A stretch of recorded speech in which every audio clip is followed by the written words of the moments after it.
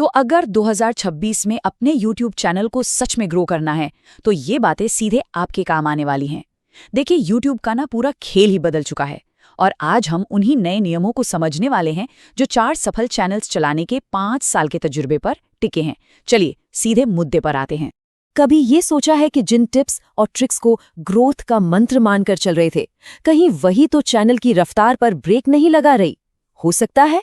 तो चलिए आज उन पुरानी आदतों की बात करते हैं जो शायद चैनल को आगे बढ़ने से रोक रही हैं। तो सबसे पहले बात करते हैं कंटेंट बनाने को लेकर जो कुछ सबसे बड़ी गलतफहमियां हैं उनकी। ये वो पुरानी सोच है जो अब कामयाबी के रास्ते का रोड़ा बन सकती है। ये सलाह तो मतलब इतनी बार दोहराई गई है कि एक तरह से कानून ही बन गया है कि भाई तेजी से ग्रोथ चाहिए तो रोज वीडियो डालो। और पता है, इसी दबाव में आकर क्रिएटर्स अक्सर सबसे बड़ी गलती कर बैठते हैं। लेकिन 2026 में YouTube का खेल पूरी तरह से बदल चुका है। रोज वीडियो डालने के दबाव में ना क्वालिटी से समझौता हो जाता है और नतीजा क्रिएटर थक जाता है, बर्नआउट हो जाता है। अब खेल ज्यादा वीडियो डालने का है ही नहीं, बल्कि लगातार अच्छे यादगार वीडियोस बनाने का है। अब जरा ये गणित देखिए, बहुत सीधा सा हिसाब है। मान लीजिए एक हफ्ते में 7 औसत दर्जे के वीडियो डालें और हर एक पर 100 व्यूज आएं, तो कुल कितने हुए? 700। लेकिन अगर सिर्फ 2 बेहतरीन वीडियो बनाएं और उन पर 1000 व्यूज आ गए तो टोटल हुआ 2000। तो बात साफ है, कम लेकिन दमदार वीडियो बनाना कहीं ज्यादा असरदार है।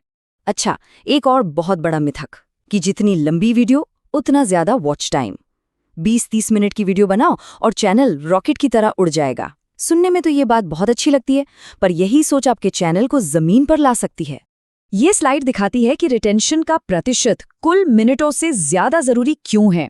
इसको ऐसे समझिए, मान लीजिए आपकी 20 मिनट की वीडियो को लोग औसतन सिर्फ 2 मिनट देखते हैं, तो ये हुआ 10% रिटेंशन। वहीं अगर आपकी 5 मिनट की वीडियो को भी 2 मिनट देखा जाता है तो ये 40% रिटेंशन हुआ। YouTube का एल्गोरिदम 40% रिटेंशन को एक बहुत मजबूत सिग्नल मानता है। उसे लगता है कि वाह, कंटेंट दमदार है और वो उसे और ज्यादा लोगों तक पहुंचाता है।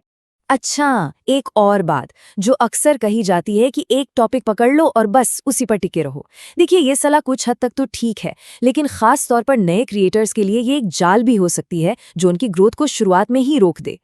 जब एक चैनल नया होता है ना, और कुछ महीनों की मेहनत के बाद भी ग्रोथ नहीं दिख रही, तो अलग अलग टॉपिक्स को आजमाने की पूरी आज़ादी होती है। सच पूछिए तो खोने के लिए कुछ होता ही नहीं है। ये एक ऐसी सुविधा है जो बड़े जमे जमाई चैनल्स के पास नहीं होती। तो शुरुआत में प्रयोग करने से बिल्कुल भी मत डरिए। अच्छा, अब आते हैं उन तथाकथित एल्गोरिदम हैक्स पर। ये वो चीजें हैं जो असल में बस कीमती समय की बर्बादी हैं। चलिए देखते हैं। ये कुछ ऐसी आम आदतें हैं जिन पर क्रिएटर्स घंटों लगा देते हैं। उन्हें लगता है कि इन चीजों से एल्गोरिदम को अपनी वीडियो रैंक करने पर मजबूर कर देंगे, लेकिन यकीन मानिए YouTube का एल्गोरिदम इन सतही तरकीबों से कहीं ज्यादा होशियार है। इसका सबसे अच्छा उदाहरण ये है कि मैं खुद अपनी फाइलों को अनटाइटल्ड के नाम से अपलोड करता हूँ और इसका मेरे व्यूज़ पर बिल्कुल ज़रा सा भी असर नहीं पड़ता। क्यों? क्योंकि YouTube का AI अब इतना एडवांस्ड हो गया है कि वो वीडियो के ऑडियो और विजुअल्स को समझकर खुद पता लगा लेता है कि वीडियो किस बारे में है। उसे फाइल के नाम की ज़रूरत ही नहीं है। तो फिर टैग्स का क्या काम है? देखिए, YouTube ने खुद साफ किया है कि टैग्स का वीडियो वायरल करने में बहुत ही छोटा रोल है। उनका मुख्य काम अब बस सर्च में होने वाली स्पेलिंग की गलतियों को पकड़ना है। जैसे किसी ने टिप्स की जगह टिप्स लिख दिया तो भी वीडियो मिल जाए, बस इससे ज्यादा कुछ नहीं। टैग्स को कीवर्ड से भर देना अब कोई जादू नहीं करता। और वो वीडियो अपलोड करने का जादुई समय, बहुत से क्रिएटर्स इस बात को लेकर परेशान रहते हैं। सच तो ये है कि YouTube आपकी वीडियो को अपलोड होने के बाद कई दिनों तक अलग अलग ऑडियंस ग्रुप्स के साथ टेस्ट करता है। अगर कंटेंट में दम है तो उसे किसी भी समय अपलोड कीजिए, उसे दर्शक मिल ही जाएंगे। चलिए अब इस विश्लेषण के आखिरी हिस्से में आते हैं और बात करते हैं उन मिथकों की जो आपके कंटेंट को पेश करने और प्रमोट करने के तरीके से जुड़े हैं। ये वो नियम है जो अब फायदे से ज्यादा नुकसान पहुंचा सकते हैं। एक शानदार थंबनेल के लिए क्या किसी प्रोफेशनल डिजाइनर की जरूरत है? बिल्कुल नहीं। हकीकत तो ये है कि सिंपल, साफ सुथरे थंबनेल अक्सर ज्यादा अच्छा काम करते हैं और कैनवा या पिक्सलर जैसे मुफ्त टूल का इस्तेमाल करके कोई भी इन्हें आसानी से बना सकता है। और हाँ, एक बहुत बड़ी गलती, पहले 30 सेकंड में लाइक और सब्सक्राइब मांगना। प्लीज ये बंद कर दीजिए। दर्शक आपकी वीडियो पर वैल्यू के लिए आते हैं। शुरुआत में ही ये सब मांगने से वो इरिटेट होकर वीडियो बंद कर सकते हैं। अगर कंटेंट में दम होगा ना तो लोग खुद ही सब्सक्राइब करेंगे। पहले वैल्यू दीजिए, फिर मांगिए। कई लोगों को लगता है कि ज्यादा एनर्जी का मतलब है जोर जोर से चिल्लाना। ऐसा नहीं है।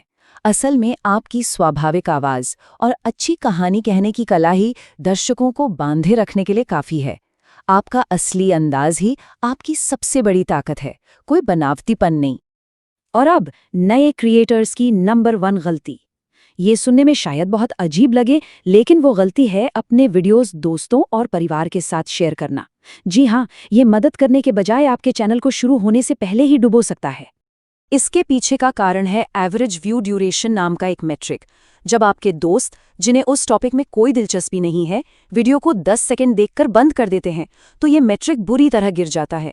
इससे यूट्यूब को क्या सिग्नल मिलता है कि वीडियो आकर्षक नहीं है, और वो उसे आगे प्रमोट करना बंद कर देता है। खेल वहीं खत्म। तो अब जब हम ये समझ गए हैं कि क्या नहीं करना है, तो चलिए एक साफ सुथरे एक्शन प्लान पर ध्यान देते हैं। ये है 2026 में कामयाबी के लिए आपकी नई रणनीति। तो नई रणनीति के 4 सीधे साधे नियम हैं। पहला, क्वांटिटी नहीं क्वालिटी पर ध्यान दे। दूसरा, दर्शक रिटेंशन को अपनी सबसे बड़ी प्राथमिकता बनाएं। तीसरा, निडर होकर प्रयोग करें अगर कुछ काम नहीं कर रहा है तो। और चौथा, ऑर्गेनिक ग्रोथ पर भरोसा करें, अपने कंटेंट को सही लोगों तक स्वाभाविक रूप से पहुंचने दें। तो अंत में एक सवाल खुद से पूछना बहुत जरूरी है। 2026 में आप क्या बनना चाहते हैं? सिर्फ एक कंटेंट अपलोडर जो बस वीडियो डालता रहता है, या फिर एक असली कंटेंट क्रिएटर जो वाकई में दर्शकों से जुड़ता है और एक पहचान बनाता है? फैसला आपका है।